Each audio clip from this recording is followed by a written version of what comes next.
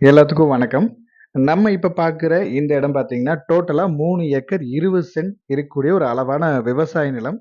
இந்த இடம் கரெக்ட்டா நம்ம பழனி ஏரியாவுல அமைஞ்சிருக்கு. பழனியிலேருந்து நீங்க உடுமல்பேட்டை வர வழியில வந்தீங்கன்னா, கரெக்ட்டா தாசநாயக்கன்பட்டி அப்படின்ற ஊருக்கு பக்கத்துல இந்த இடம் அமைஞ்சிருக்கு. அது ஊர ஒட்டுன மாரியே இந்த இடம் அமைஞ்சிருக்கு.